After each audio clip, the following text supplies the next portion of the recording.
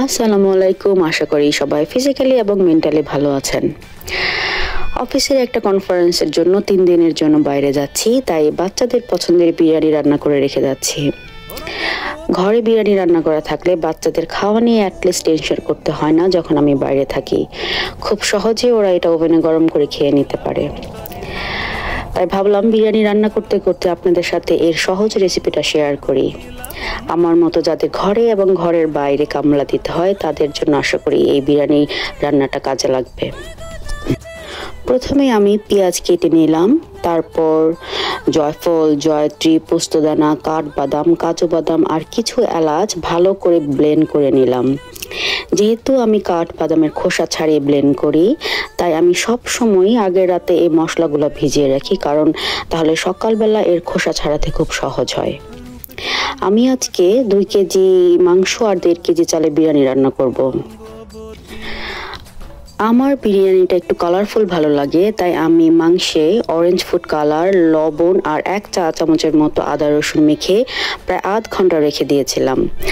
তারপর এগুলো খুব ভালো করে ভেজে নিয়েছি। লন্ডনে আমরা যেহেতু ফ্রেশ মাংস পাই না, তাই মুরগির মাংসে আমার একটু গন্ধ লাগে, তাই আমি সব সময় মাংসটা একটু কড়া করে ভেজে নেই। এবং এই কড়া করে ভাজার আরেকটা বেনিফিট যেটা হয় সেটা হলো মাংসটা রান্না করার সময় ভেঙে যায় না, তাই আমি একটু সময় নিয়েই মাংসটা ভেজে নিলাম। আমার বাচ্চারা বিরিয়ানিতে আলু খেতে পছন্দ করে, তাই আমি কিছু আলু ভালো করে কেটে সেমভাবে লবণ আর ফুড কালার মেখে ভেজে নিলাম।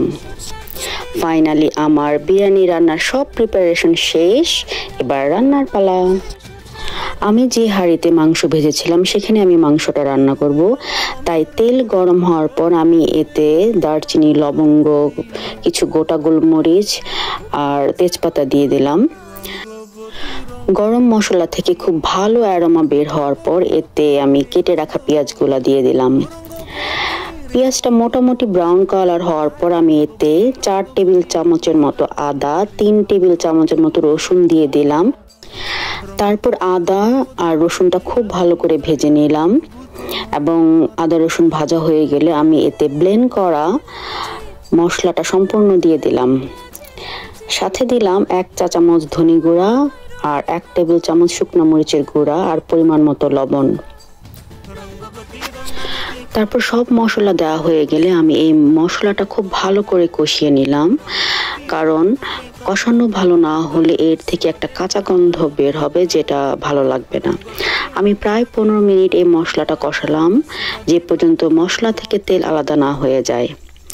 এখানে একটু ধৈর্য সহকারে কাজটা করতে হবে, এবং যেহেতু এখানে বাদাম আছে তাই অনবরত নাড়তে হবে, নয়তো মশলাটা পুড়ে যাবে। মশলাটা কষানো হওয়ার পর আমি এতে মাংস আর আলু দিয়ে দিলাম এবং নেড়ে চেড়ে আমি এর মধ্যে 4 টেবিল চামচের মতো টক দই আর 2 টেবিল চামচের মতো টমেটো সস দিয়ে দিলাম এবং একটু কষিয়ে নিলাম। তারপর আমি এতে 1 কাপের মতো লিকুইড দুধ দিয়ে দিলাম, কারণ আমি যেহেতু মাংসটা কড়া করে ভেজেছিলাম, সো দুধ দেওয়ার ফলে এখন মাংসটা সফট হয়ে যাবে। মাংস আর আলু যেহেতু ভাজা ছিল, তাই 5 থেকে 7 মিনিটের মধ্যেই আমার মাংস রান্না কমপ্লিট হয়ে গিয়েছিল।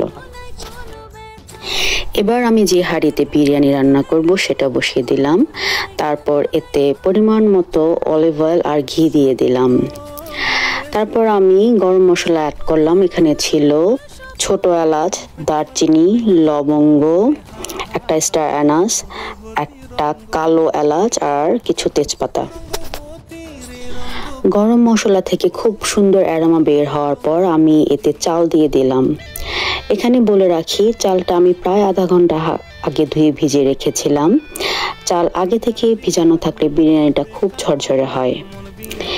বিরিয়ানির চালটা একটু ভাজা হলে আমি এতে রান্না করা মাংসটা দিয়ে দিলাম। তারপর এতে পরিমাণ মতো গরম পানি আর লিকুইড দুধ দিয়ে দিলাম।